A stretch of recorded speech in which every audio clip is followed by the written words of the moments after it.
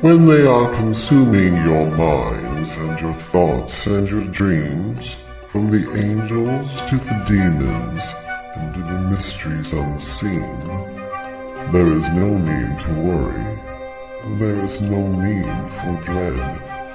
It's just time to discuss the thing at the foot of the bed.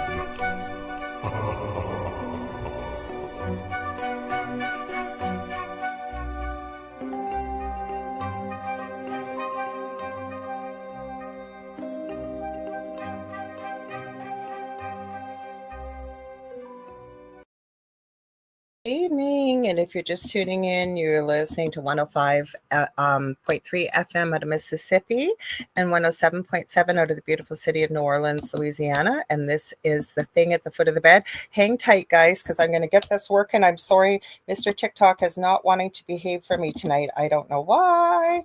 And you know what? It worked perfectly, Dave, on Monday night. So, like I said, this is the thing at the foot of the bed. Come on, where are you? Are you working? Okay, there we go. Give me 1 sec, guys. I'm sorry about this, but it's not behaving itself. Did you go live? Error starting my stream. So you're not going to go live tonight, are you? Let's see. We'll try it one more time.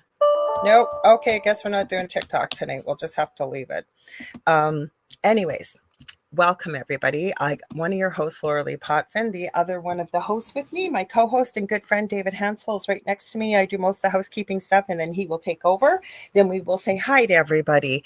So I am a Canadian psychic medium. I'm also a crystal Reiki energy healer, Akashic Records practitioner, spiritual teacher and mentor, registered nurse, animal communicator, well-versed in near-death experiences, having had one as a toddler myself, and have studied them professionally and personally for over 40 years. I'm also extremely well-versed in the paranormal. I always say I didn't go looking for it. It found me. We lived in an extremely haunted home. If I hadn't lived there myself, I wouldn't have believed it. If I hadn't, that's why I documented a lot of it. And we've actually shared it on the Travel Channel's Paranormal Survivor Season 4, Episode 9. It's called Demonic Hauntings. You can find it on YouTube, I think Netflix, all over the place. So you can check that out if you like. But also, I'm going to be talking about some of my scary things tomorrow, right here on UPRN, 5 p.m. Eastern Standard Time with Father Sean Whittington and his co-host Annette. And it's called Father Sean's Paranormal Ministry. So that's going to be a lot of fun. Right before Carrie Lynn Shellhorn, who is also a good friend of mine here on the network. She has Spirit Switchboard, starts 6 p.m. Eastern Standard Time. So check that out. If you like what you see, please like, share, and subscribe. Tell all your friends and family about it. And there really is something for everybody. It's not just UFO-y, paranormal type stuff. Mm-hmm. I think we're almost up to 40 hosts live, and we stream multiple shows live 7 days a week. And when we're not streaming live, the archive server kicks into the last 25 plus years we've been around and randomly pick shows. So we actually are streaming live 24 hours a day, 7 days a week. So if you'd like to, so please like, share, and subscribe. Tell all your friends and family. So if you'd like to watch us on TV, the network does have a TV channel. You go to Roku and you have to go to the channel store and type in UFO space P as in paranormal. There's a drop down list and you're looking for UFO space paranormal and United Public Radio, and that's how you can watch us. I also believe I've heard something about Amazon, or not Amazon, Alexa. So I guess if you can ask for it through Alexa too to watch us. I would think either listen or maybe if it's connected to some of your devices. So this network does stream to every country in the world, which is so cool. We have a global audience. That's lots of fun. And before I get started, I should tell you also I have my own show, The Angel Rock, on Monday nights here on UPRN, 6 p.m. Eastern Standard Time. We're having Mike Fiorito back on. You guys love him. I believe he's going to be coming on to talk about, he had a book recently about UFOs. So I think we're going to be talking about UFOs and things like that. So, but I always say 80% of our audience globally is audio only, so listening only. So I say, if you can't see us, you can't join the conversation. We have a great group of people here that join us live, and I always tell my guests on Monday night how intelligent and amazing the audience is. So if you want to join the conversation, this is how you do it. You can go over to my Facebook profile and on LinkedIn under Lorilei Potvin. We are on the network's main YouTube channel, which is known UFO Gods and Extraterrestrials. We are on my YouTube, which is The Angel Rock with Lorilei Potvin. We're on Dave's YouTube channel, which is a Spirit Experience. Dave's profile, which is Medium David Hanzel, right, Dave? Do I get it? Exactly. Yep. Finally, I've been trying to drill that into my head. We are also on the network's Twitch channel, which is UFO Paranormal and United Public Radio Network. We are streaming on my Rumble channel, which is Mystique 1508. As I always tell you, not a stripper name. It comes from X-Men. It's an old username I was using. We are also streaming over on Instagram under the Angel Rock. That did not go live for us either. I don't know why. I'm telling you, my computer is not behaving tonight. Now we're live over there. It does kick out sometimes after an hour over on Instagram, and it does not put the comments in with the rest of the conversation that we see here while I'm producing. And Dave can see the chat as well. So I will be popping back and forth, and we'll see if we can figure out what the heck is going on with stream or with TikTok. I hope my little hack has stopped working. Yeah, right. With that. No. Did I mention everything? I think I did, Dave. So you want to take it over from here? And So I was going to say, my prediction, I'm going to make a prediction, which I never make predictions really that much, but I think TikTok's going to stay in America now for some reason. I think they're doing it. So we'll see in the next couple of weeks. I'll probably like 2 weeks, I'll know. And then what I'm going to do along with Lorilei is also use my live TikTok as well. I got to see how that goes though, because a lot of times when people come on my TikTok, see Lorilei and I, every once in a while, she'll join me on one of my lives, and we kind of just do some quick reads for people, and people ask questions about the afterlife and so on and so forth. But since we're doing a show, those people might get confused and just start asking all kinds of these questions, and then there's a lot of people in there. So I got to see how I want to work that. I'll probably get some expertise from Lorilei as well to figure out how to do that. I don't think you will be able to with this hack I have. Unless you can share it, because I'm not using. Yeah, I don't know if I'll be able to share that. I was just going to be on live, but then I don't know. Well, we'll have to figure it out. But yeah, we'll have to figure it out and see if we can do it. But if we can do it, I'll be doing that as well. If you guys, most of our listeners, like she said, is on radio, or is I guess that's the term we can use. It is more radio. We do have a Facebook group called The Thing at the Foot of the Bed with Lorilei Potvin and David Hanzel. And if you are somebody who listens to us all the time, and sometimes Lorilei will look up a lot of videos, I do once in a while. Lorilei goes, she does more of the spookier videos than I do. Mine are boring. And I always look at, mine are too long. So, but we talk about those videos and show them on here. Well, Lorilei is always kind enough to put them in the group. So if you want to know what we were talking about, you can just go to the group and you can watch them. Plus in that group, you can share some of your experiences, read about other people's experiences. And it's a lot of fun. Once we have, it's a private group. And once we have enough people, I was ready to say, once we have enough people, we have enough people now. Soon, Lorilei and I, when we get some things cleared up in our lives, we're going to do some lives within the group to talk to you guys and have some fun. And with that being said, I won't say so much about me. My name is David Hanzel. I am a medium in the channel, and I'm a spiritual influencer, I guess you could say. I do a lot of stuff, a lot of writing and stuff like that. You can see a lot of my writings on Substack. Otherwise, I do about the same things that Lorilei does. Some things are different. We have both had near-death experiences. Mine was in 2010. Hers was a little younger as a toddler, and she's been investigating them for a long time, as she said, and I've only been investigating them for probably it's going on 9 years now. So outside of that, if you are in our chat, feel free to throw out anything you want to talk about. Is related to spooky stuff or fun stuff or metaphysical stuff or spiritual stuff, and we'll be more than happy to talk about it. And if we don't know about it, we usually will look it up and study it for the next show. But we've done that many times and never got to it anyway because people want to talk about something else then. Outside of That's that, usually what happens. Should we say hi to everybody? Yeah, we'll say hi to everybody. I don't know, boy, you guys. We'll just hope. I had a glitch with this one night. I knew what I was doing last week. I was in such a hurry. I kept forgetting. It says edit when I add it to StreamYard. I kept forgetting to click that last week on the show. This week, my program is like, I'm going to have to do some research. I know the guy I found this program from. There might be an update. I'm not sure. We will see. Hopefully I'll get it working. So anyways, we've got Julie Jean Bassett. I want to give her a huge shout out. She's a big supporter of this network and our shows. She's been on the Angel Rock as well a couple times, and I will definitely have her on again. She's an incredible animal communicator, both Earthside and animals across the Rainbow Bridge, if you will, and people too as well. And she's helped me a lot with my own animals. So if you're wondering why your animals are doing things, because a lot of times animals get given away with people that, you know, that maybe your pet has some really destructive behaviors and you just have tried everything, nothing's working. I'm telling you, Julie will be able to help you. I've taken her animal communication course myself, as well as she's an incredible shamanic practitioner. So I had a life-changing session with her, and I keep saying this, but I'm eventually going to be getting back into regular stuff that I was doing, slowly easing into it, and we'll probably have another session. So check her out at juliejeanbassett.com. Dave saying hi. We got Michelle Wilfong. Hi, Michelle. We're not on TikTok. My hack's not working. I have to do some research. We got Connie Martin saying hi to everybody. We got Dava here. Hi, Dava. Welcome. Kelly, welcome. Everybody, welcome. Stone Hobbit, welcome. Let's see who else. We got Lisa Martinello's here. So welcome, welcome, welcome. We're glad to have you here. So I was saying to Dave, so I was telling him, I kind of try and stay on top of everything that's kind of going on. I can't, but I kind of do.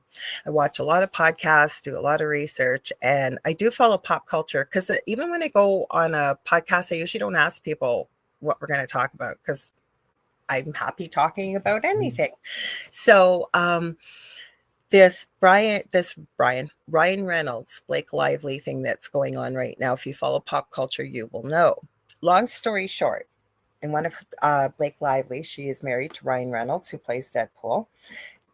There's a big controversy going on, and people aren't too happy with Ryan Reynolds and Blake Lively. The long story short, she basically took this, allegedly, but I think if you look into the case, you'll see it yourself, took this movie from a very young producer. First movie production company has Justin Baldoni. It Starts With Us.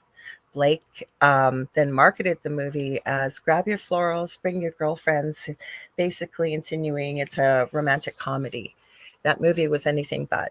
It was based on a story of DV. I can't say the word on YouTube here, by Colleen. I forget what her last name is. She's got a bunch of novels out there.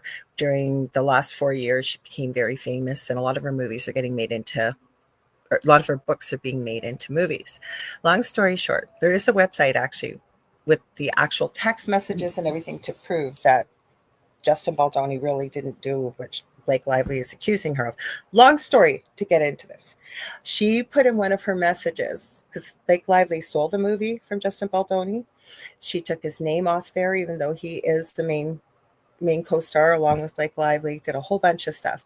One of her movies, so she said, I'm basically Khaleesi, and my dragons will do anything for me, meaning Taylor Swift and Ryan Reynolds. And I thought, holy cow, I have never, ever watched Game of Thrones. So I'm deeply enthralled, halfway through season 5. But it got me, big, long story to get to this, Dave, as I was telling you before the show, Okay. about dragons. Because I got to tell you guys that I have known that I have had a life, at least one life back in that time period. Back in that, I've even had it proved to me. Too long of a story to get into tonight. But I know I've been, holy cow, the things that happened to women back then, I'll tell you, holy cow, people in general. But dragons were supposed to be extinct back in the time of Game of Thrones, but they weren't. And I have been hearing this for probably the last decade around the world. People have been getting video and talking about experiences with potential dragons. What about you? What about you, Dave? Have you heard anything about that? I haven't, a little bit. I was looking up. I got the synopsis of it, so I can understand. I knew you would. Well, we're not talking. I follow true crime. So the thing is, I had to give you some context, like where the heck are you coming from with dragons all of a sudden in Game of Thrones and stuff. So that it was a bit of a long story. That was the abbreviated version, believe me. But then I'm thinking, holy cow, I have been seeing video, and this is even before deepfakes and AI came out, of people talking about dragons. And I thought that might be kind of cool to start a show off with. What do you think? I used to, yeah. I told you I used to, it was years ago. I used to do dragon readings all the time. I have the coolest dragon tarot deck, and I used to use, but I studied up on dragons. It's funny. I was reading Lorilei, some of them a long time ago. There's different names for dragons and all this other stuff, and young dragons and old dragons, and what they are in my eyes, how I see them. I don't see them as a species that's actually living within our world right now in a physical sense, but they are in our world in a non-physical sense or an archetype sense. Just like Jesus or Buddha or archangels or all that, how they're not actually literally physically standing in front of us, but they're here as an energy. And that dragon energy to me is almost, I put it right up there with like angel energy. So if you're an angel communicator, you would probably understand the dragon energy. It's different. I'm not saying they're the same. They're not the same, but I'm saying they come from a consciousness that's different. So I'm a big believer in dragon energy. I mean, I've used it before, and it's really cool. I do use dragons. I have a tattoo that I have drawn. Sorry, guys, can't twist my arm that well. This has so much symbology. I have even worked Sanskrit into this design. I have a yin yang tattoo on the back that I designed. It came originally from kind of Celtic yin yang opposites of dragons in a circle. It's actually unicorns on the back, on my back here. But I love dragons. I actually work with dragons too. I do keep 4 not real dragons, but the energy and spirit of 4 dragons on all 4 corners of my property here. I use them for protection. What we do need to say hi to a few people. So we got Kathy Hanley Little, glad to have you back here. We got Mish, she's over in the future. It's Friday morning over there already. Welcome, glad to see you here. So Julie Jean Bassett said, I love dragons, but this was interesting. Kathy Hanley Little said dragons are supposed to have been seen in the Appalachians. I have some video they're not long clips. And again, we take it as it is. We want to hear your thoughts. What do you guys think? Like, have you seen videos? Do you work with dragons? What do you guys think about this? Because Julie Jean Bassett added, we are all supposed to have at least one dragon guide.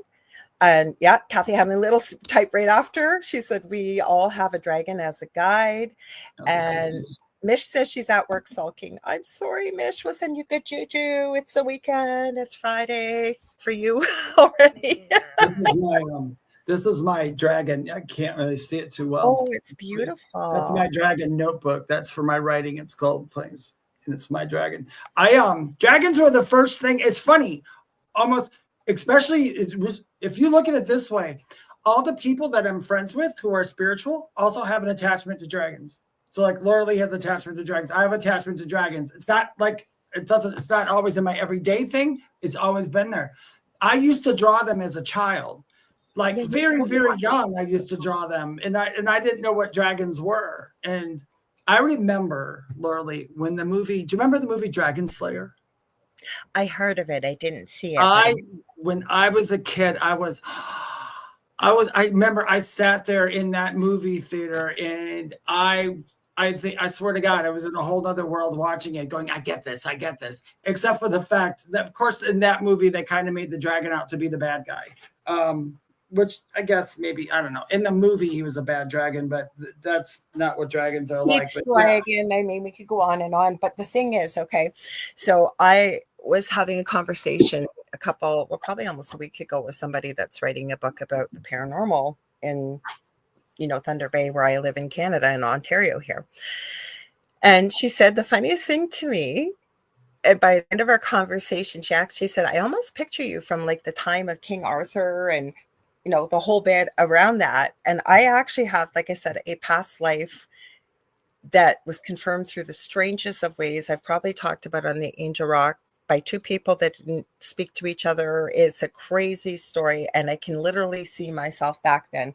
I know this story involves, apparently I won't get into it, but I was apparently the sister of Lady Titania, I think from Macbeth. I'm not a big Shakespeare fan, but my name apparently was the person that had first brought this up to me. They kept saying, I know you. I said, of course, yeah, I know you. I'm sitting here talking to you on the phone. I'm here. on the video. And they go, no, I've known you for a long time. And they explained what I look like, the whole bit. And then they said, your name was Maeve. And immediately, without me even thinking, I go, no, it was Maven. And I do draw, but I don't do it very often. That night, I was still in my previous home. I drew them a really incredible picture of unicorn Pegasus almost. And it was drawn within about 45 minutes.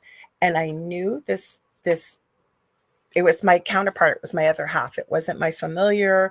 It wasn't my pet. We were equals. And her name was Chloe, or at least I called her Chloe. Her name was probably not Chloe. It is the weirdest, strangest things. Well, we've had many of the weird and strange. Hi, Sherilyn. Welcome. Kathy Hanley Little says, I have an attachment to dragons. So that's what got me thinking about this, because I thought, I heard so much about Game of Thrones, and I don't watch a lot of TV. I got to be doing something else while I'm watching something. Even with my resin, since my son died, and with me, I'm feeling better, knock on wood, finally, after 10 weeks with this flu. I have not gone back to really pouring any resin. But David has a beautiful crystal one of your friends sent you of a head of a dragon. I have a mold that makes a dragon almost like what you got. And then I have little baby dragon ones. I have so many dragon molds, you guys. Yeah, the mold is almost identical to that, Dave. Yeah. I have I love these. I love the snout on this dragon. I really do. I love this one. Kathy says, I love Pegasus. Kathy, I have been so drawn to unicorns, dolphins since I was probably 6 years old. I was reading textbooks at the age of 6. I remember my parents, the teacher wanted to put me like 3 grades ahead at the age of 6. Thank God my parents didn't agree to it. But I was reading, I remember I had this book. It was from the library, and it was all about the anatomy of dolphins, everything about dolphins. It was that. It was unicorns and Pegasus.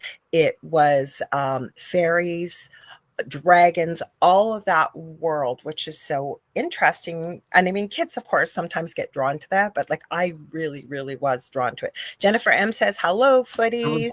Do you know, I was going to say, and Kathy Little, you probably know what I'm talking about. Probably Laura Lee too. Back in the 70s, I was very, very young, but yeah, I was pretty young in the 70s, but the cool thing about the 70s and late 70s, remember, Pegasus was everywhere, and spiritual things were everywhere. Posters were Pegasus, all those things. There was so much cool stuff in there. And then it kind of went away for the 80s, which understandable because, I don't know. But yeah, I used to love that back then. I remember as a kid just staring at that stuff going, this is the coolest stuff ever. People are either on board with it or not.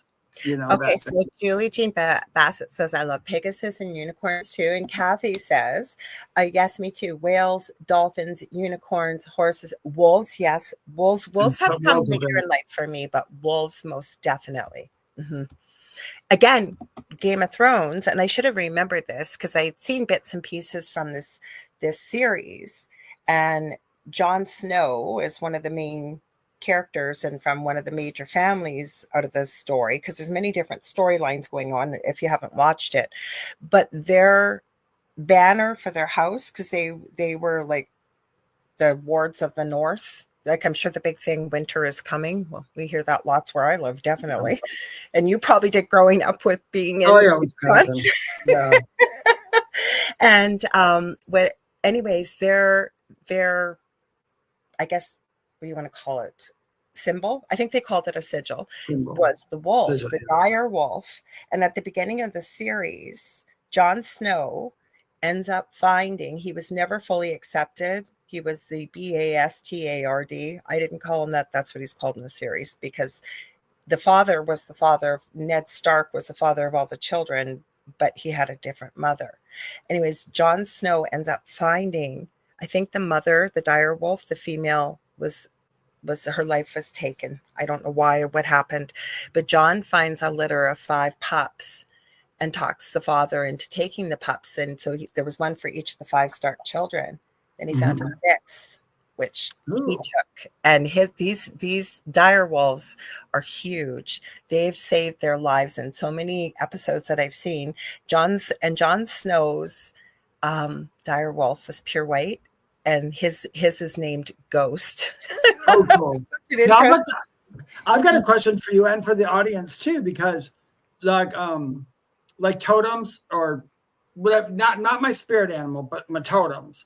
My totems, you would go in and out during my life, but my totems now, in fact, they've been with me for the past 9 years, and they get stronger and stronger, are like fox, owl, bear, stag. Oh my gosh, they are so prevalent in everything right now. Wolf hasn't been there for a while. Bear is there. Bear is a lot. Do you have any of those? It's like those are the animals. If you look them up, it's like Mine are wolves. I wouldn't call it a totem, but it was popping up quite a bit. Don't you remember the story I've told many times about that baby skunk 5 years ago that wouldn't leave me alone that one summer, or was even licking my toe in the backyard, and I thought it was my dog at 2 a.m. Like, why? Hi, Howie Odell. Give Howie a huge shout out. He supports UPRN a lot to all of our shows here. He has the Riff Nation Network, many great shows under the Riff Nation Network, and he has his own show with the lovely, wonderful, and good friend of mine, Rhonda Harris, The Orion Effect, on Sunday night, 7 p.m. Eastern Standard Time. Dave and I have been on there. Welcome. He's tipping his top hat. So yeah, you guys share in the chat. So hi, Nicole Thomas Ryan. Lisa Martinello shares butterflies, owls, dolphins, sharks, whales, and other ocean creatures. Now that's interesting. I had to add this quickly. Sharks. I have been terrified. I remember when I was even in the Dominican Republic on my 10th wedding anniversary to my first husband. Terrified. I swam out really far, and I just was so terrified a shark was going to get me. But they fascinate me. Like, I don't like to watch the grim and gore with sharks, but they're so majestic and beautiful and powerful. They really are. They really are. I'm the same way. I love sharks. I don't like when they're like eating people or anything, unless they deserve it. But it's an accident. A lot of times it's an accident. It's not that they want to eat them. You know what? It mostly is. That's why I always wondered. Do you know what? Let's think about this. I remember when like there's a shark at the beach and it bites somebody, everybody runs out to kill the shark. It's like, it's not like the shark came out of the water and bit you on the sand. You went into his home. You went into his yeah. And there's a lot of women that seem to swim with like great whites I've seen, and I am fascinated by. I don't ever want to run into one. I'm sure it would be quite quick, but I still don't want to run into one. And so Stone Hobbit says, Alicorn close to my heart in ink. Pegasus. I do have unicorns and Pegasus as tattoos too. Pegasus, unicorn, kingfisher, woodpecker, a lot of winged creatures at the moment. Oh, you're welcome for the shout out, Howie. Kathy Hanley Little says the stag and bear are my totems. So I think that's now bear comes in. Bear is really weird when you have. It's not weird, but bears come in and out. I used to be afraid of bears. Like I was consumed with bears. It's like, because I live in North Carolina and I was like, there's bear signs, but yet bear kept coming into my dreams so many times. It was always a good thing. It's like, I'm just protecting you, dork. And I'm like, okay, gotcha. I have no idea why this is going on the bottom here, you guys. I got to stop this. I don't know where this came from, but this is not us. So I don't know who's got. Let's see what we can run. I know I have one for me and David I was looking for. Where am I going to go with this? I know. Let me just edit this. Go ahead and play with that. Go ahead and play with that. I'll read Julie Jean's thing while you're looking at it. Do. Julie Jean says she was scuba diving one time, just once, Julie Jean. She was scuba diving one time, and a hammerhead started following her and her now ex. Why is he an ex? Where's more of that story? Is that for? Don't ask about that. No, I thought I was making a joke. Was it because it's a shark ate him? He didn't want to tell me as he thought I would want to pet it. Oh, no kidding. I could just see Julie Jean's obituary. Yeah, I hear kitty. Yeah, that would be me. When I see. That's really scary. I would hope too that if I was with somebody and they just said, David, just swim. I'm not going to tell you why, just swim. I would just swim. Okay. I get that. That's scary. I'm glad you're still here. Thanks, Howie. I figured it out. It just started all of a sudden. So I don't know if somebody's recording something, because this does happen on StreamYard. We are all supposed to produce our own shows. And that's why we don't start till a little later now, up past the hour, because we can go right up to almost the last minute now. And I have had it before, because I used to go set everything up ahead of time once upon a time ago. But if there's a show live, and say when I don't put the background on anymore, it's just so distracting. But if I did, it will change in their room while they're doing their show. So that could have been what happened, because that ticker just came out of nowhere, it seemed. So now Nicole Thomas Ryan says cats. Of course, cats, Nicole. I have a huge thing to lions and cats. I love dogs too, but definitely lions. And she says cats, owls, butterflies, dragons. Let's see what else we got here. Let's see. Mish said, yeah, you would know this. With living in Australia, sadly, some sharks get a taste for a human, also like dogs, or I'm sure wolves. Yes, I've heard of that before too. But that's I've heard something like that as well. But that's not the norm, right? Like when I really enjoy watching Shark Week, because you can kind of, if you will, learn more about it without having to go into the water. So, well, like most great, I guess used to watch tons of Shark Week, and I remember they were talking about a lot of sharks, like great whites and all that. It is misidentification, but they, unfortunately, the only way a shark knows if you're food or not is by biting you. And unfortunately, after a shark bites you, it does so much damage that, but I have heard they have they not found human remains in some sharks before.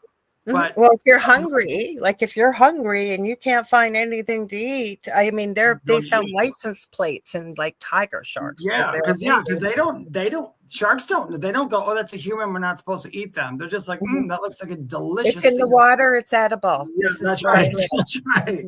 I mean, people do. We go into the water. That's what I always think about this. We go into water and we fish the heck out of it, and we grab out. How many times? Like that shark fin soup where they were taking sharks out of the water, they cut off their fin and I throw them the rest of the shark back in the water. I'm like, that's torture for that. That breaks my heart. Yeah, that's torture. Screw you and your shark soup.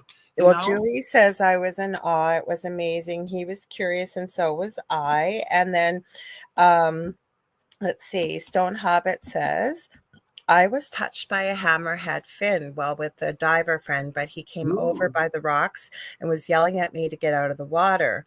I became a mermaid and swam slowly back to shore. Gotcha. I didn't even want to go. I didn't go scuba diving. I went snorkeling. And when my first husband and I went on our honeymoon, we went to Sandals in Jamaica, and we had booked to go snorkeling, and I just couldn't do it. Like, I was in touch with my intuitive side, but I wasn't where I am now. And I didn't want to go. And I was so mad at my husband, Earl. We're still very good friends. I was so mad at Earl because he told the guy, we went the next day after, and he goes, yeah, she didn't want to come yesterday because she was afraid there was going to be a shark. I was so mad at him. I was like, why do you have to tell him? Yeah. Mm-hmm. Howie asked a good question. And I agree with Julie. But Howie asked a really good question about power animals. And Howie asked, I will say your power animal and your totem are different. Is that not correct, Miss Julie? And Miss Julie had said what they can be, Howie. I kind of agree with that. How I look at everybody, you know what? It's kind of a tit for tat kind of thing, So I will not disagree with anybody. How I was taught, spirit animal, like, if people say, what's my spirit animal? It's usually the one that you've loved as a kid and you just can't get out of your mind. Like, it's been like manatee. Manatee is my spirit animal. Love them since the first time I saw them. And that's like my spirit animal. I love the way manatees are, and I do that. Totems are, like, to me, the power animals that come in and guide you as a guide. That's how I see a totem animal. But I mean, like I said, it might be different for everybody, but that's how I see it, because I have different animals come in and out. Like I said, fox wasn't prevalent with me at all until probably about 2017 or 18. So, but now it's still there. I'll explain. Okay, I'm just going to say we got elephs, Enlix, I think, on Instagram joined us. Welcome.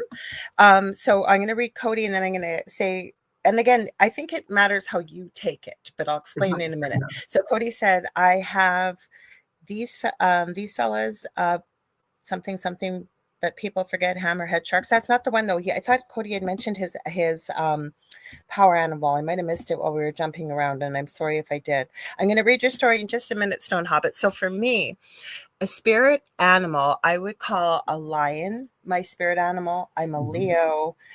That doesn't have anything to do with my astrological birth sign, though, but I very much identify with it. I've always had a ton of hair in the mane.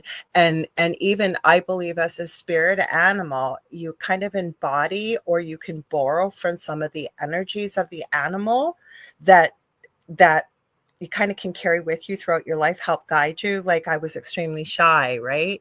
So what I mean by that is, did I think, I'm going to borrow courage from my spirit animal being a lion? No, but I think that those characteristics are there for us, if you will, higher self to reach in. Whereas I very much agree with you with the totem, that those animals come and go as we need them. The energy and who they are and the characteristics that sort of come in when we need them throughout life. Please correct me if I'm wrong, anybody, but that's kind of how I pretty much it all agreeing. My other one is mine was it was manatee, because of the fact that I learned about manatees, because they're very quiet and they try to stay out of the way, and they're very misunderstood and they can get hurt very easily. And I was like that as a child. My other spirit animal, which I love all the time and I've always loved, are horses. I love a horse, but only the big, huge, gigantic ones. And I remember having dreams about them after my NDE.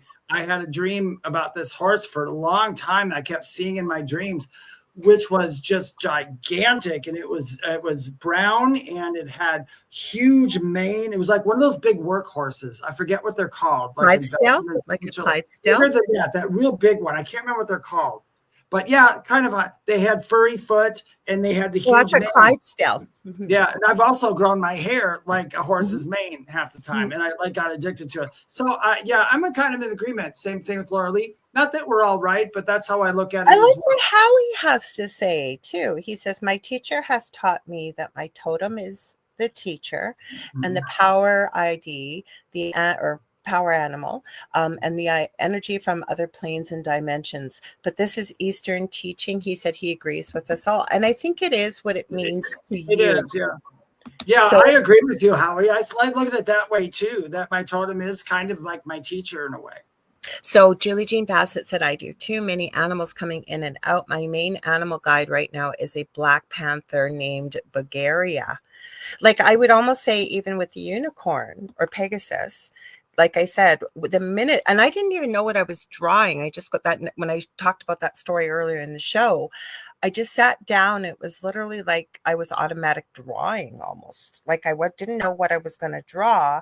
And as it began to take shape, it was literally, and it was so important hearing from spirit that this was not my familiar. This was not my pet. We were like a yin and yang, like wherever I was, Chloe was, and vice versa. It was, and it's so hard to describe, but again, people have different ideas about this. And I think it is what it means to you. Like Cody D said, my totem is a kingfisher bird and my power animal would be the deer.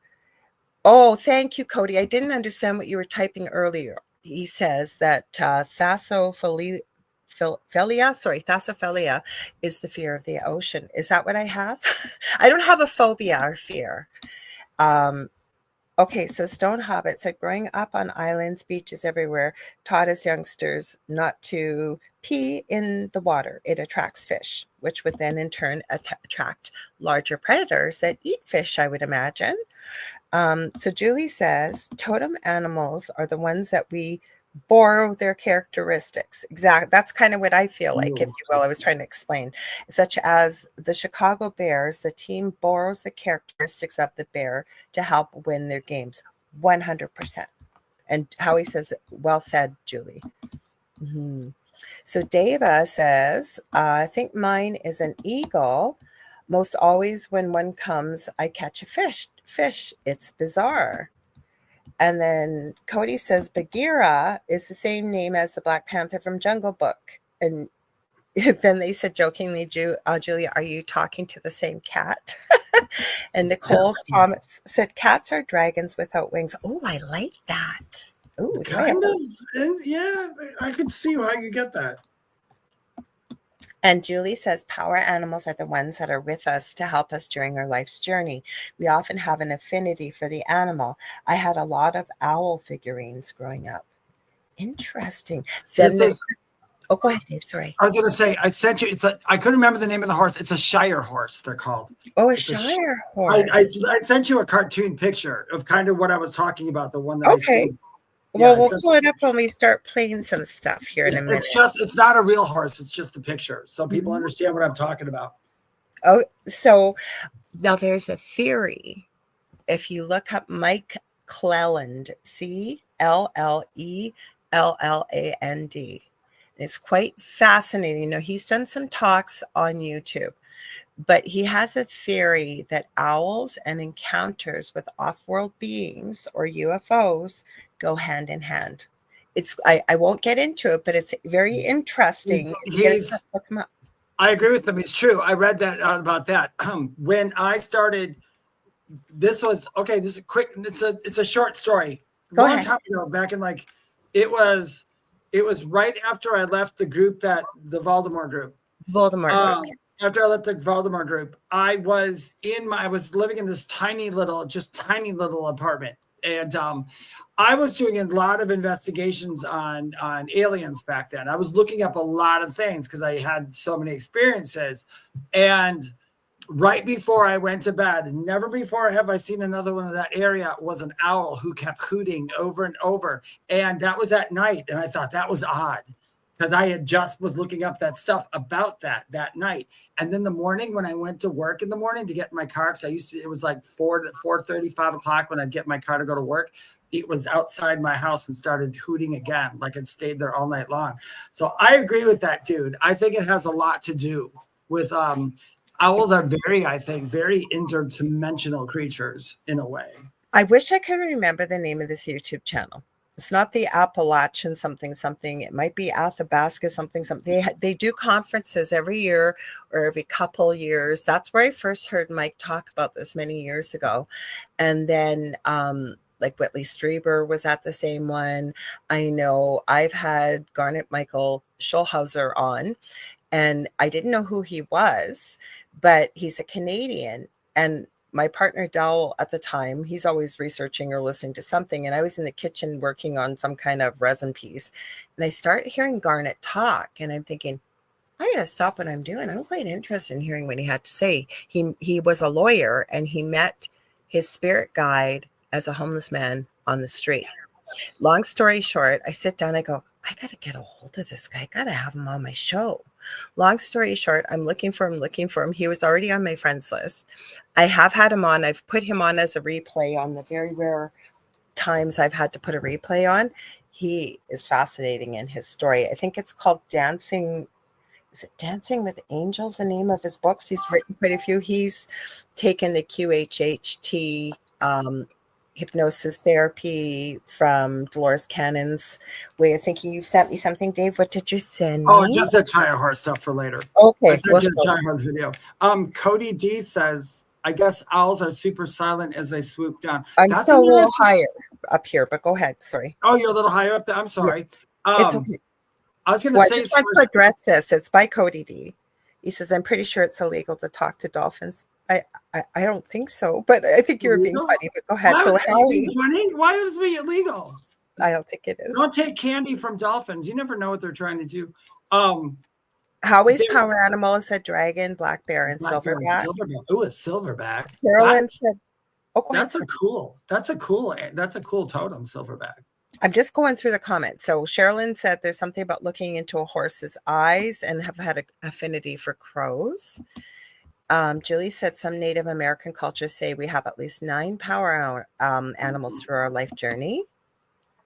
I've seen this too, Nicole. It's funny you typed this because I was thinking this. Nicole said, I saw a theory recently that said that dolphins are ET. I have also seen it with octopus. Yeah, Octopus. octopus. I've seen the octopus. And did you ever see A Hitchhiker's Guide to the Galaxy? I've heard that story so many times. I have not seen it. I loved when they come and they take all the dolphins go away. And the last thing, all the dolphins were talking to mankind and they kept saying, see you later. Thanks for the fish. And then all of a sudden, all the dolphins got sucked up by the UFOs before the world exploded. So they come and took the dolphins back. That's a really good movie. I keep hearing it, so I'll have to watch it one day. Kathy Hanley Little said the Shire horse, which we will pull up in just a minute, is much bigger than the Clydesdale. Okay, now we're at Cody's comments. Go ahead, Dave. Sorry. Okay, what was Cody's comments? Oh, that's what it is. I guess owls are super silent and swoop down. That's another thing that owls and I guess we'll call them UFOs or UIPs, whatever you want to call them. That's they have in common. They're both very silent. Whenever somebody has a sighting, they always say, I couldn't hear it. They can't hear it. Yet it can fly through dimension. It's dimensional. I think owls are, I think if anybody ever wanted to recreate a UFO, all they need to do is look to the owl. Okay, so Mish, maybe on your corners of the world it's illegal to talk to dolphins, but I can tell you I have swam with dolphins. I have talked to dolphins. So maybe over in Australia, because I couldn't figure out what you were talking about till I went further down the comments. She said, Google it, $10,000 fine for talking to dolphins. It must what be. What do they mean talking to them? Like getting in the water and saying, hey, what's up? I mean, like that. I mean, I'm not being funny. I mean, what do they mean by talking to the dolphin? You and I and Julie or anybody else that communicates with animals, you don't use words. So I don't know how they would know, but I'm telling you, I have talked to dolphins. I've talked to dolphins. I have swam with dolphins in the Dominican. I did the most incredible, amazing, profound experience I've ever had. I have an old VHS tape of it because it was well over 20 years ago. And it was a lifelong dream of mine. And I would do it again in a heartbeat. Mm-hmm. Yeah. You know what? They, a lot of people, they used to take like here, this was years ago. I remember, I can't remember where it was. They would take handicapped kids or kids who had autism or all these like really disorders and put them in the water with these dolphins, and dolphins were literally could heal them. Well, horses are amazing too. My son Justin, when he was alive, when he was little, especially while he was nonverbal, because he was pretty well nonverbal till he was about 6 or 7, we used to take him to therapeutic horseback riding, and it was incredible. And I can tell you too, I can only speak from the experience of my own son as well as other children I've been around with autism. Animals in particular very much connect with children that have special needs. I found mainly with cats with a lot of kids with autism in particular. So Cody says, told ya, LOL, about it being illegal to talk to dolphins. Mish says has something to do with the government. I don't know if it's a rule in North America. I've never heard of that before. And like I said, I know that you can go near dolphins and whatever in different parks around. I see I looked up the actual meaning of what it means now. I understand what you mean by talking to dolphins. It's not literal talking to dolphins. It's interacting. It's interacting with them in ways. That would make sense though, right? Like I totally get that law because people would disrespect. Do you want to hear my scary horse story? It's not scary, but it's quick, but it's in Julia like this. A long time ago, I was up in Wisconsin Dells when I lived in Wisconsin, and me and a friend of mine, we went. You could get on horses, and they rode like about 10 horses through the trails, all together, like in a line. And it's really funny because the lady who was doing this had told us that like horses are like cats, like they like to go to the bathroom in the same place on the trail, and they like to cover. It's really cool. But anyway, they put us on the horses, and they put me on my horse, and I was on there, and all of a sudden another horse was coming up, and he was pushing into my leg, and he started to push me and my horse into the wall. It started pushing us and like grabbing my leg. And I was like, I was getting so scared for a moment. I'm like, oh my God, what's happening? And the lady goes, I like this horse hates my guts. And she goes, no, she goes, I know what's wrong. She has that person get off that horse and trade. The horse didn't want that girl. She wanted me. The horse was picking the people. The horses pick the Horses people. are brilliant. I had a friend, her dad was a doctor, so I was really close with her in my early teens, and she had a horse named Charlie. Now, I'd never really been on a horse. I would have been probably about 11 or 12, and we went out to the farm where Charlie was, and we were on the horses. Now, horses are super smart, super intuitive. They know that if you've got a novice like me on their back, so I remember Charlie took off on me, like just went running. Anyways, I loved being on the horse, but the thing that I still remember, and I'm going to be 60 in August, so this is back when I was like 12, probably 11, 12. I was so utterly amazed that such a large animal, and it had rained recently. Apparently, Charlie didn't like to get his feet wet. Like he would literally, while I was on his back, was walking around the cow pies out there, we'll call it, the puddles in particular. He could see so far ahead, and he was navigating around all these little puddles. It was just mind blowing to me. Mm-hmm. Oh, absolutely, Nicole, like you said. And like that, like you said with your horse story, Dave. Yeah, they pick. The horse knew. Mm-hmm. Yeah. I didn't know that back then. I didn't know that. I thought the horse was trying to hurt me, but it wasn't. It kept grabbing my pants and pulling me, and it was pushing the other horse in. And I'm like, don't buck, horse. I don't want to end up like Christopher Reeve, And so, but it turned out that horse, I remember I loved that horse ride. That was fun. But I rode my best friend, Carrie, back in Wisconsin that I hung out with for years and years. She had a horse named Mac, but Mac would allow someone to ride him as long as Carrie was riding too. Like he would not let even me, and he liked me, but when I tried to get on him, he'd walk away. He's like, nope, no, dude, you gotta let Carrie get on first, and then you can get on, But yeah, that's like Howie added, he says, OMG, Dave, yes. Saw this on the farm when I was raised in Newsoms, Virginia in the 70s. One horse would do that all the time to the trainer. LOL. Now I've got your horse picture here that you were talking about, Dave. So I thought I'd pull it up for you. Oh, yeah. That's almost like the one that I used to see in my dreams. Not quite like that, but it was brown, and it was light brown and brown, like almost black and light brown. But it had tons of tons of hair like that. I sent a video of actually what those horses look like in real life, and they're huge. They are huge. I think they have like a Belgium horse. If you ever saw that one on TikTok, this Belgium horse, it is so big when it walks out of the whatchamacallit, walks out of the barn. It's scary. I mean, if I was there in real life, I'd totally back up. I'm like, holy cow, it could throw me. Oh, this is so cute. Cody says, and I've heard this before, the Greeks called the hippopotamus a water, in Greek, it translates to a water horse. And how he I had no idea that. Well, you guys know, I didn't know this until I was probably like 15 years ago, that so many people die from hippo attacks. Oh yeah, they're dangerous, very dangerous. Did you ever? And I remember the first time I watched a video of hippos chasing a boat. Those suckers can run in the water, and they're very dangerous. Yeah. Okay, so what made me think about the hippo thing, I was going to write it down, but I can remember. In Canada here, we used to have these commercials called Hinterland or something, and they would teach kids like on cartoon day and stuff, like Saturdays usually was cartoon day, and it would teach you about the attributes of many of the Canadian animals we would run across or see in school or whatever. But I still remember this one commercial, and it was talking about the house hippo. This is long before AI and stuff.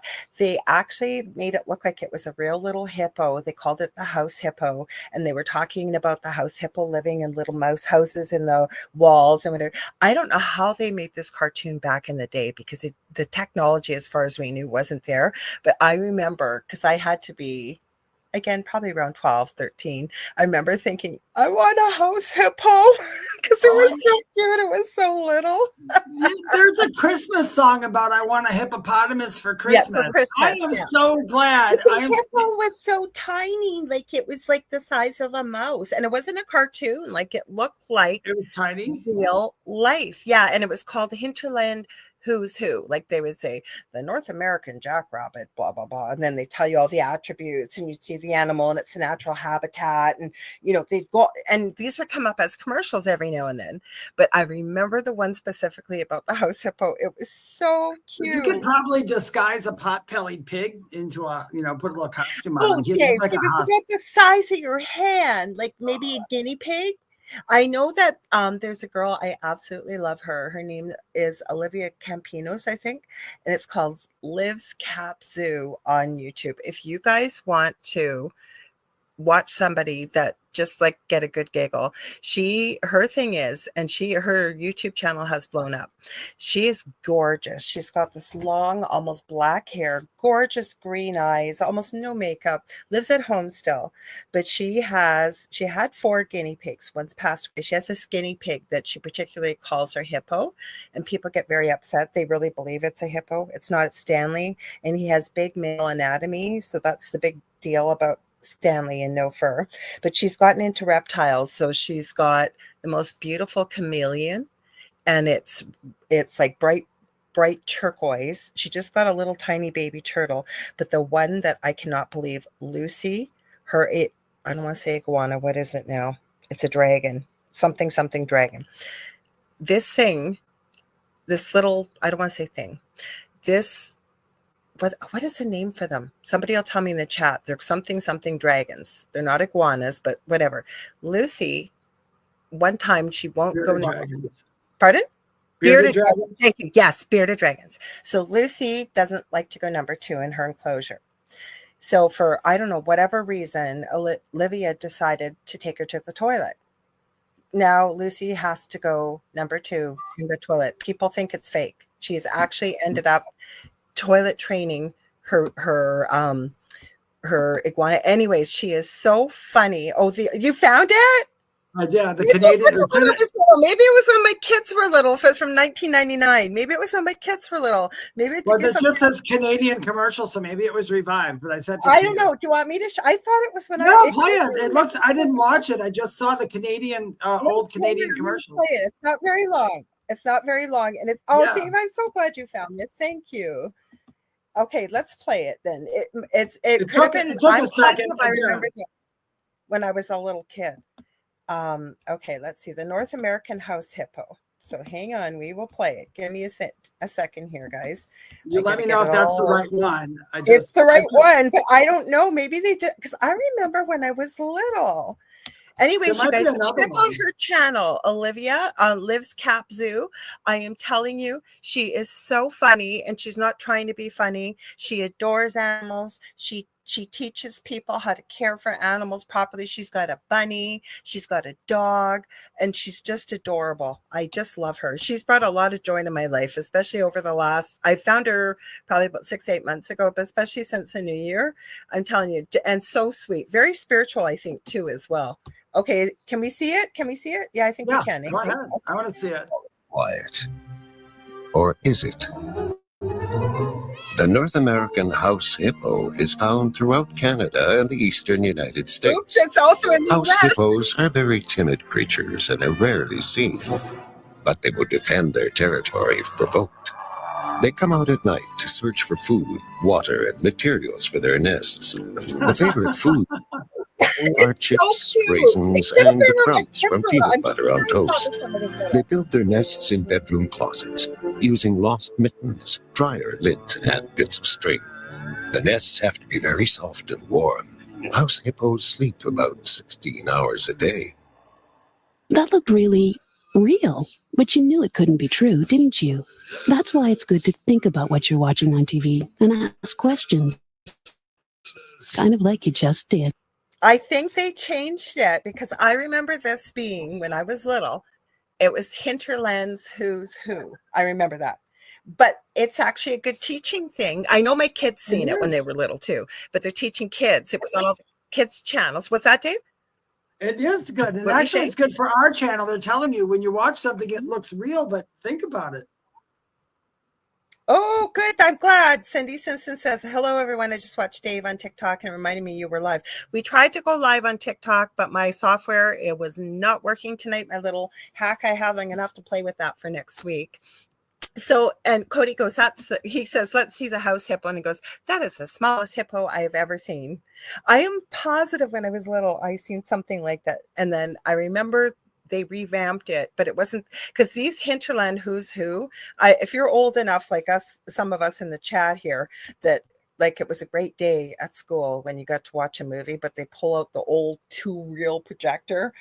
And that's what that guy's voice sounds like, the same way they would narrate those horrible movies when you'd have movie day. So, Cody says the Mandela effect. So do you guys want me to show you some of the dragon videos? Yeah, let's watch that. Oh, right before you play that. Okay. Lorilei, I was going to say, go back and through and investigate some more, because it looks like there's a couple Canadian ones for that. And I wasn't quite sure. Maybe there is another one. I don't know, because I'm sure, like, I wasn't a little kid. Like, I think I said I was about 11 or 12. There was something like that. I think that's why I remember it from when my kids, it used to play. We used to have kids TV here in Canada called YTV. Maybe your kids were 12. No, I remember seeing it with my kids, but I'm positive there was something like that when I wasn't even quite a teen. It was like, I wasn't like 5 or 6. They wouldn't add something like that. Like I was in my early teens, I remember it. And it was almost like they've revamped it. But anyways, you couldn't trust. Here's another good lesson for you. Teletoon and YTV in Canada was supposed to be all strictly children's television. They would play older kids TV after 9 p.m. I remember my first husband and I, he'd come home from work, we'd have dinner, and then we'd kind of clean up and the kids would be watching TV, and the kids were laughing their butts out. Now, this is all supposed to be censored TV, safe for kids to watch. Mm-hmm. Well, one night I think we had takeout and we're sitting down watching the TV with the children. Do you know what my children had been watching at the age of, I think, what were they, 5 and 7, maybe even younger, 4 and 6? Family Guy. They had that on during supper hour. I was horrified. My kids didn't understand it. They just loved it. See, I grew up in my house as a child. I mean, when I was very, very young, my parents took me to movies like Buster and Billy. That was that had nudity in it back in the 60s and 70s. They took us to horror movies. I saw Toolbox Murders, Invasion of the Giant Spiders. My parents took us to all those things. But that's why I was laughed. I said, I had an understanding that my parents would just say, well, that's not real. The movie's not real. We're just for fun. And I just kind of grew up like that. So because I think I was introduced to that stuff so early, it's never scared me. But I don't like slasher films anymore. Yeah, but that's where the name of our show comes from. When Dave and I were working on our show, I had a gazillion names. You would come up with some names. And as we got talking, that was one of the books you read, what you had when you were a little kid, right? The thing at the foot of the bed. Yeah. Mm-hmm.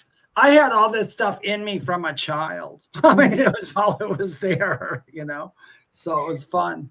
So Cindy Simpson says, I love dragons. Well, I don't know. I was trying to come up with, like, I also looked at Jinn today because that came up in something else I wasn't even looking at. And I thought, we haven't really talked about that. So I started to do some research on that. One of my doctors that I had, we were talking about this type of stuff just before we went live, Dave and I, but the doctor that I had was from Pakistan once upon a time ago. I loved her. She just works at the hospital now. But the reason why I loved her, I knew her so well, not that I was there all the time, but the point is, I finally told her about the paranormal activity in my home. And I remember her saying to me, oh my gosh, Lorilei, like, why did you not tell me this before? And I said, because I didn't want you to 5150 me and lock me up in a psychiatric hospital. She ended up telling me all about Jinn and the belief systems from her country. She ended up telling me about activity that they would have attributed to a Jinn back in Pakistan. She said pillows were flying all around the room. She did even give me a YouTube link of something to try playing. Now, very sadly, I didn't notice much of a difference back at home, but I thought, wow, it's so cool to hear about somebody's belief system and how they would handle it. She said in her day, or back home, she said, over here, we would call it a genie, but she said Jinn could be either good or bad, like angels or genies. Yeah, genies as well. I guess, you know what? I mean, I'm going to research that a little bit and see if every country has its own jinn, its own type of, you know what I'm saying? Or culture. You know what I think it is from doing paranormal panels in previous years on UPRN with people. And one night we ended up doing the seven different realms of the angels and supposedly the demons. Okay, now whether you believe there's demons, whatever you want to call it, was interesting to look at it based on whatever. But the interesting part that I found about this was that every single culture, they don't all call them demons and they don't all call them angels, but they have some semblance within their lore of describing the same phenomena. Yeah, they do, exactly, because angels aren't in every culture. Mm-hmm. You know, Mm-hmm. they brought demons and demons too. Demons, yeah, they're viewed different in different ways of speaking. It's, to me, all of them are just archetypes of energy, in a sense. I guess. That's kind of interesting, isn't it? Right, that somebody is you know, that there's something going on. I forget. Oh, this was an interesting video. I'm going to share this one. Give me 1 sec. There was a bunch I downloaded. Yeah, I love stuff like that. I love when different cultures have different ways of viewing things. I think when people like are in America, I don't know if it's the same for Canada, probably is. People in America get caught up at some point in their life with all their belief systems that America is literally like the only place on the earth. Like they forget there's like so many other countries and cultures. It's like everybody thinks there's just one religion. It's like, no, there's like several thousands of them, you know. So it's really cool. It was interesting to hear the legend and the lore that they called them different things, but they had a lot of similarities. So now this is just, they're short clips I found on TikTok. So this is about a dragon, and we'll see what you guys think about it. I'd love to hear your thoughts on it. So hang on. I have a couple of things with pictures too. Yep, this is actually real, and people were terrified after an unearthly creature in China was found as it's angry and coming out of hiding. People were absolutely horrified after several news sites reported finding huge 16 feet tall unearthly bones in China, and living ones are now showing themselves and coming out, as another bone so big was unearthed that scientists needed to cut it in half to transport it. And inside they found actual living red blood cells and soft tissues still preserved, ruling out 200-million-year-old dinosaurs completely, as preservation this long, as far as we know, is not possible. With another horrifying sighting in Mexico of a similar creature of a man exploring a cave. He ended up recording huge, almost 2 feet tall eggs that were cracked open, and when he turned around, the alien-like creature appeared behind him. And even other videos showing someone in Scotland recording what appears to be that same large creature flying out of a castle. Many theorize that these are dragons and they are still around, with many cultures from around the world seemingly depicting dragons the same way well before the culture could communicate with each other. But this is just a theory, a dragon theory.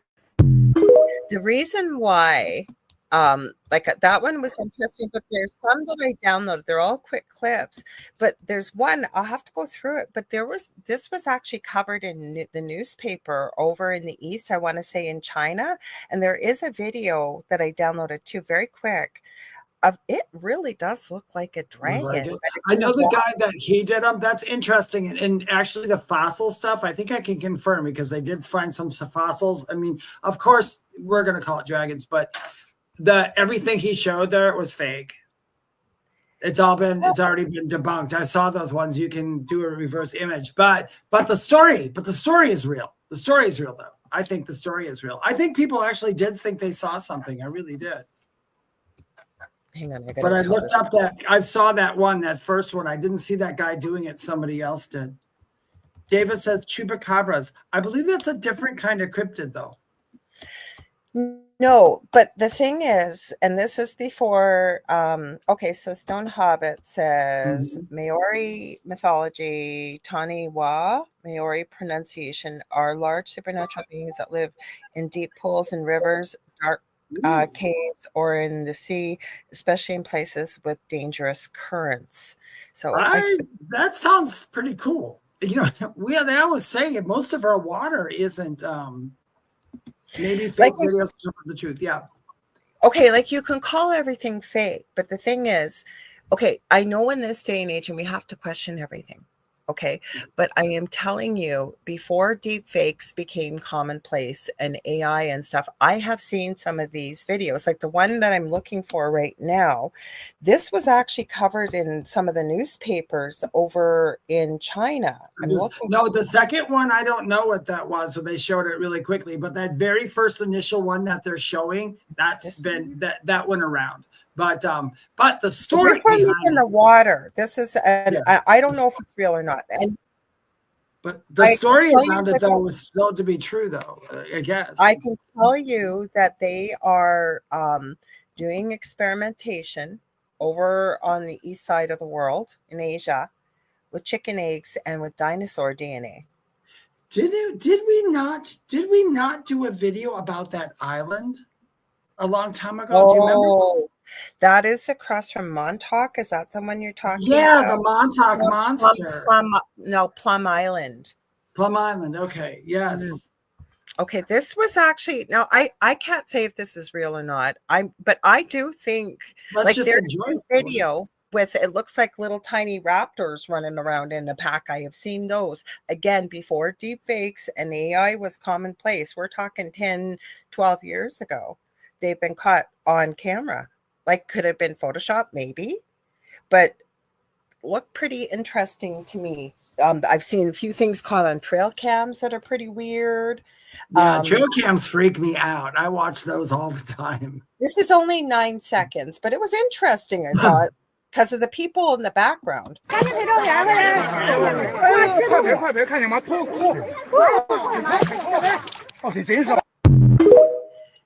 So, so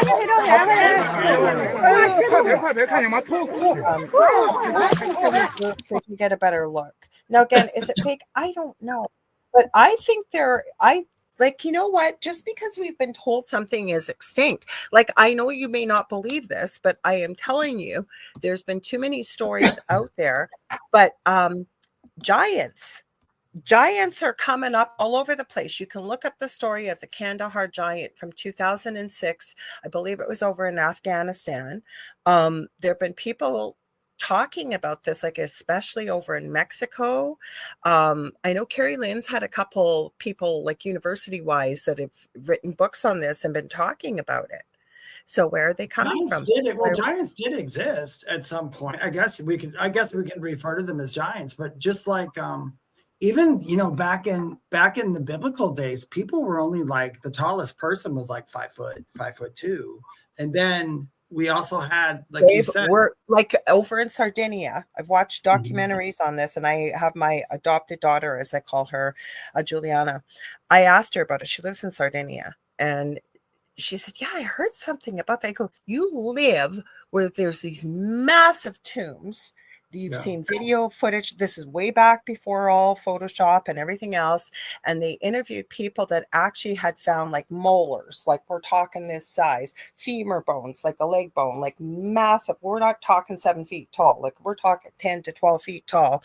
And there were giant, massive tombs over there. That's when this documentary was filmed.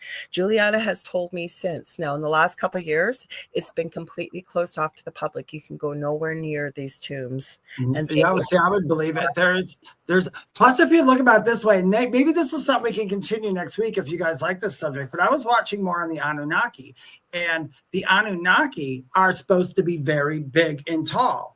Anunnakis were giants, and if you know the story about Anunnakis, because you never heard the story of the Kandahar giant.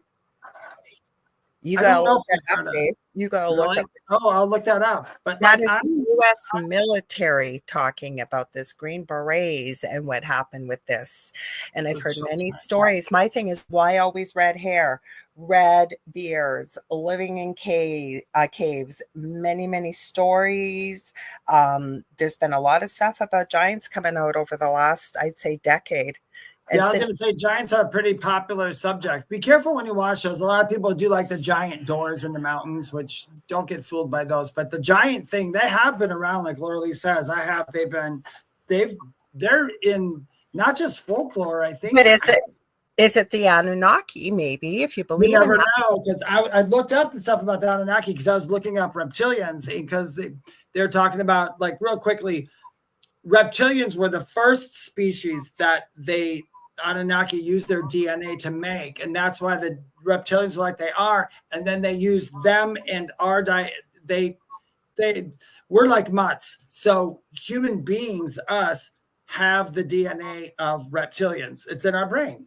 I've done quite a few shows on this. If you look up Paul Anthony Wallace, he does Fifth Kind TV on YouTube. He's done many things. He's been on Ancient Aliens.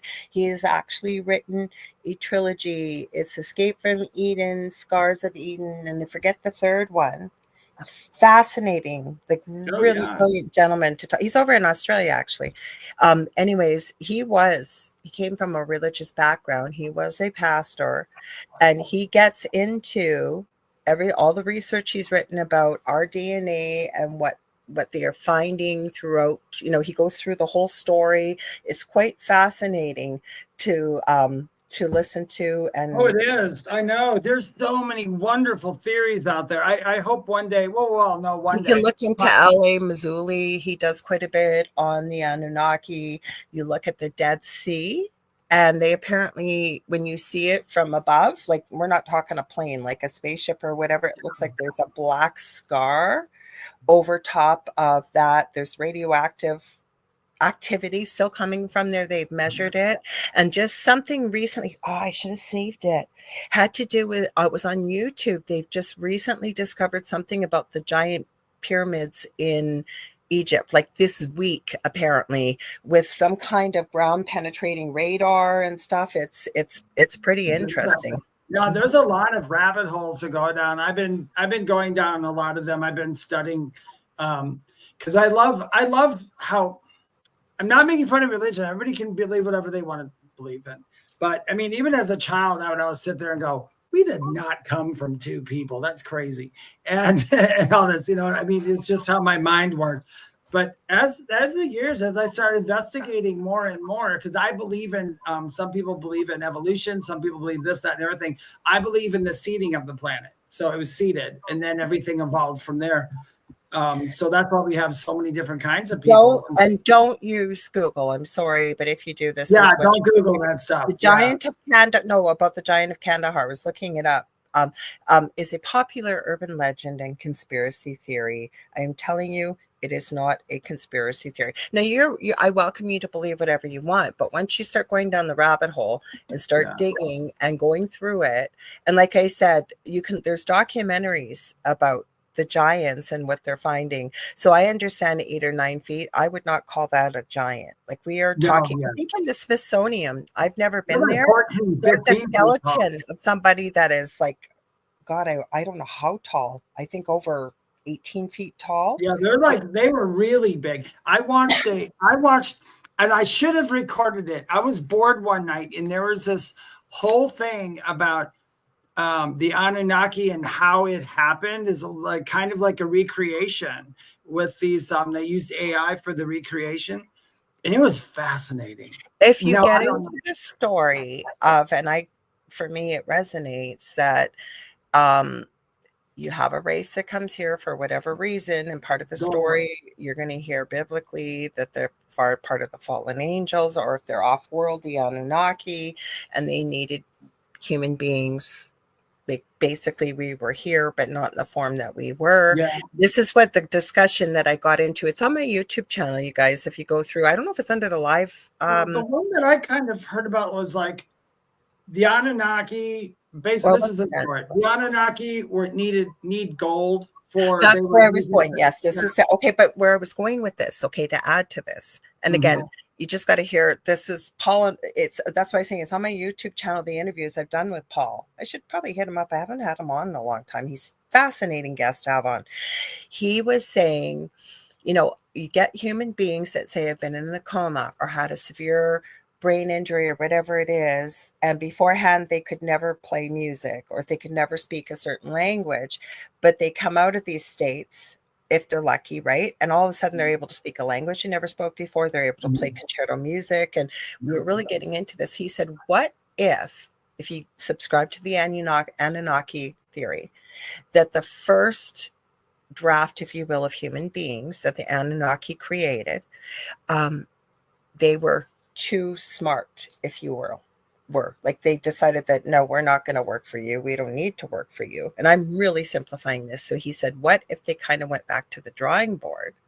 That is still there, but like a light switch, some of those genetic things were turned off. What if that light switch is still potentially in every human being's brain now? And then they got into the theory about with the brain injury or whatever it is, that somehow that light switch got toggled back on. And I'm really oversimplifying it, but it certainly gives some. Yeah, I understand, because it goes with NDE people. There's a lot of people who have NDE who come back and they have an ability they'd never had before. Mm-hmm. And so there is, I believe like what he says. I mean, I don't know that story for sure. I mean, we don't know for sure, but I do believe that we do all have the light switch, that something in this life could flip it on for some reason, and you could have those things. And I heard some stuff like that, and then I heard the Anunnaki made the people and they weren't supposed to. That was against the whole thing that was supposed to happen. So they had to stay here with us. And those people tended to think that they were gods. And it's a whole wonderful rabbit hole to go down. But you have to keep investigating whenever you get a detail. You don't just take the story and say that's a story. You take parts of the story and start researching each part of the story. Yeah, but I think you also go with what resonates with you, what feels right, and go from it. But yeah, keep researching. So Cindy Simpson said they seen the giant the army guys found. Yeah, the Kandahar giant. And I've really dug deep into this. I'm trying to remember what Fred's name, Dr. Fred something. He's from one of the universities. Carrie Lynn had him on over a year ago, and he really got into it. He's written a book about it. Like I said, my partner Dell and I have gone down this rabbit hole quite a few years ago, but we dug quite a bit. That's what it's called, Cindy, the Kandahar. I think it's in Afghanistan. I want to say the Green Berets. I'm not sure, but it was a military. I have seen the pictures. Now they claim that the guy that kind of ratted this whole story out, I've seen an interview. Can I prove it's him? No, they could have got any actor to stand there and block his face out and do voice, changing on him. I don't know, but it is a fascinating story to go through. So Kathy Hanley Little says, yes, Lorilei, they found pillars 1 mile tall that's what it was, Kathy. Thank you. Pillars 1 mile, 1 or 2 miles, I think, even tall under the center hugest pyramid in Egypt, about 20 of them. Yeah, that's just in this last week they found it, that I came across. So the same thing though, like my friend Augie Nost years ago, he's got his website, I think it's augie-nost.com. He's put 3 videos that I've shared with so many people. Him and his co-hosts, Broadcast Team Alpha, it's with Nori Love. Those two have put 3 video clips out. Strange things found on the moon, strange things found on Mars, and strange things found on Earth. There are skeletal remains of what looks like a fairy. Now, is it real? I don't know, but certainly interesting, food for thought.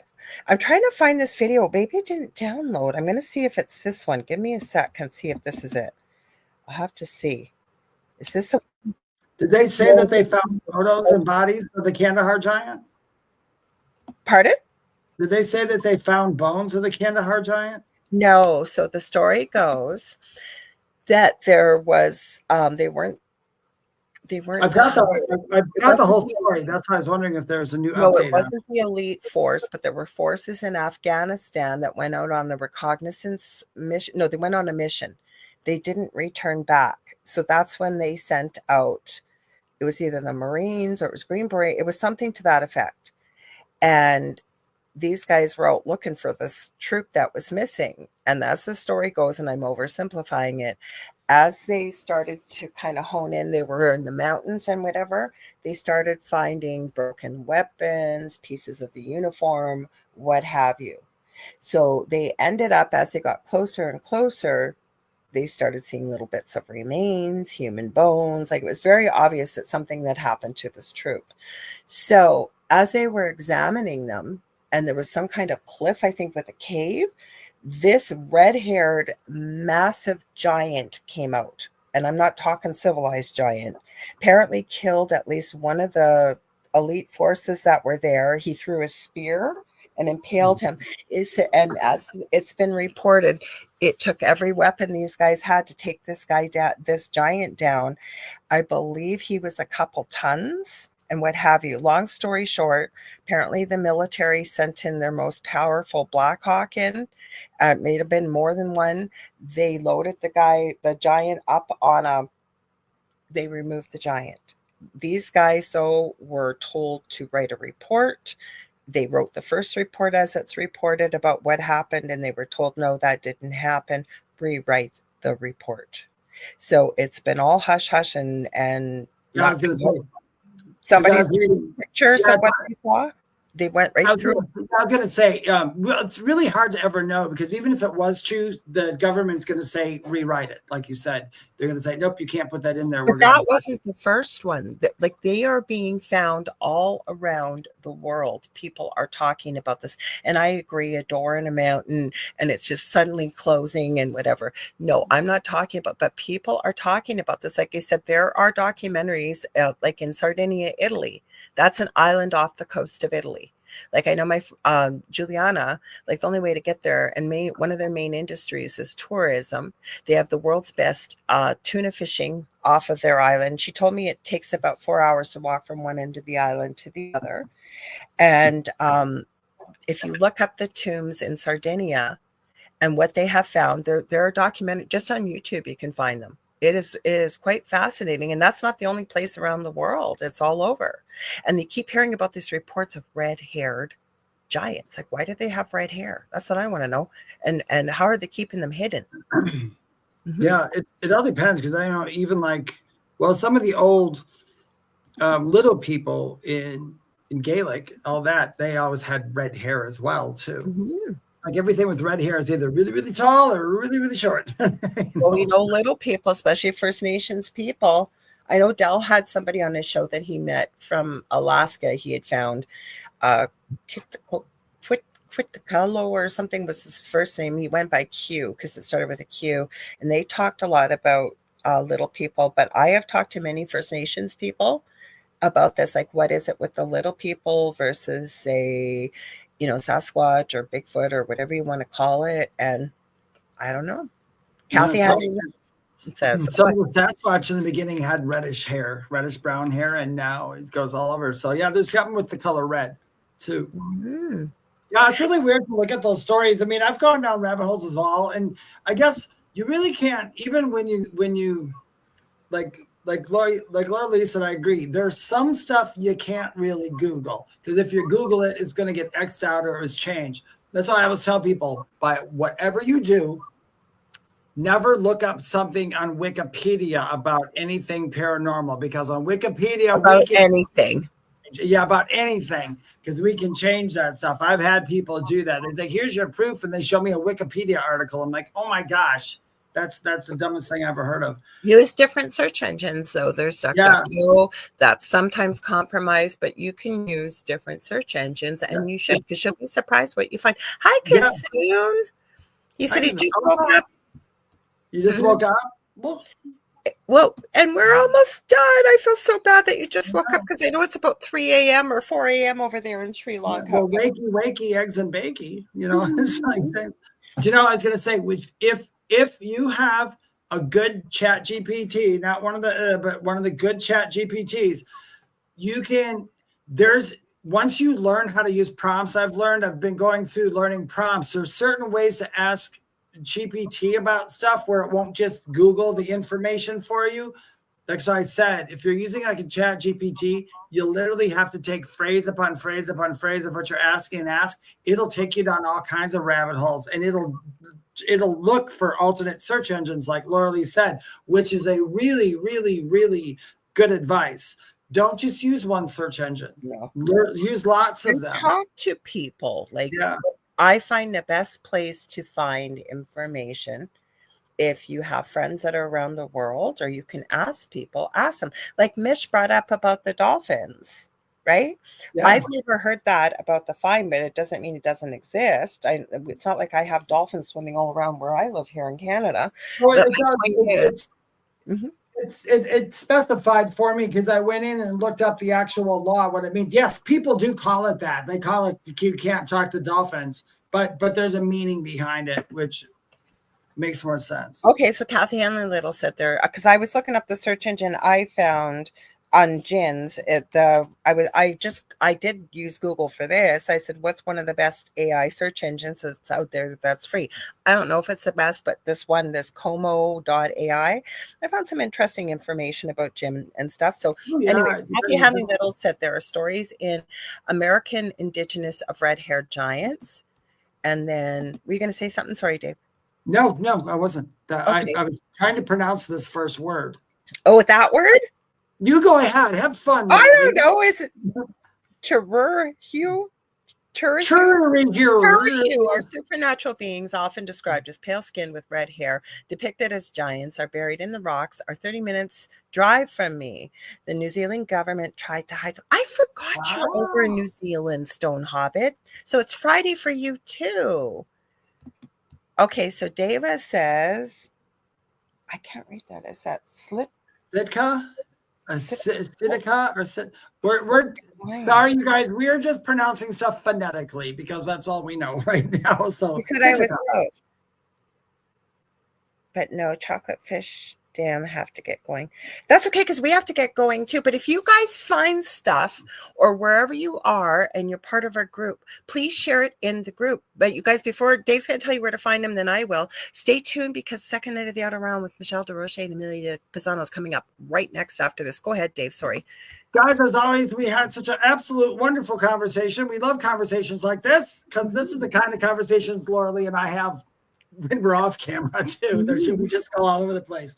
If you'd like to know more about me, find out more about me or anything else, you can go to my website. theywhispertome.com is the only place you can get a reading from me, because I never ever DM people because I have a lot of imposters. So be careful of that.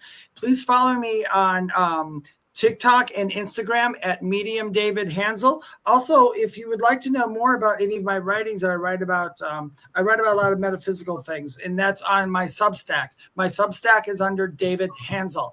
Also, make sure if you're listening, join our group, The Thing at the Foot of the Bed with Lorilei Potvin and David Hanzel, and put all your stories in there and read some of the stuff and the stories that we have in there. Okay, you guys, thank you so much for listening. I'm going to hand it back over to Lorilei. Okay, you guys, if you have stuff on giants or little people or some of the stuff we talked about tonight, share it in the group, because the more the merrier, especially with people being from all over the world here. You guys have a different perspective than where we are. Best information is get it straight from the proverbial horse's mouth. I'm not calling you horse, but you know what I mean. I want to thank you all for being here. If you ever want to get a hold of me, you can get a hold of me on facebook.com/The Angel Rock right now at the moment. Or the best way, just message me on social media. I'm on every social media platform under Lorilei Potvin or the Angel Rock. Messenger is usually the quickest. Don't forget, tomorrow, please join me. I am going to be the guest on Father Sean's Paranormal Ministry right here on UPRN, 5 p.m. Eastern Standard Time, with his wonderful co-host, Annette. We're going to be talking things spooky. I believe we might be talking about the Akashic Records. I don't know. I'm open to anything, but you know it's going to be fun. Also, I will have a website coming up soon. My BFF Leanne Clark and I call her the Crystal Wizardress, but you can find her on Instagram and Facebook under the Crystal Architect. We are working on our first course to put out there, so hopefully I'll have a domain name by then. Don't forget the Angel Rock every Monday night, 6 p.m. Eastern Standard Time with myself here on UPRN. You have Mike Fiorito coming back on this Monday. I believe we're talking about UFOs and all kinds of stuff like that. It's going to be fun. Don't also forget that I have 2 groups on Facebook: Paranormal University for all things paranormal, the Angel Rocker Tribe for all things spiritual. And we will see you guys same time, same space next week. Stay spooky. Yeah, stay spooky, you guys, and stay educated. Look up all this stuff. Go down the rabbit holes. Exactly. Right. Ready? Count of 3. 1, 2, 3. What's at the foot of your bed? We almost did it. Almost. I think so. It almost sounded like it. Stay tuned for Michelle and Amelia up right after us. Okay, guys, we love you all. Stay safe, and we'll see you.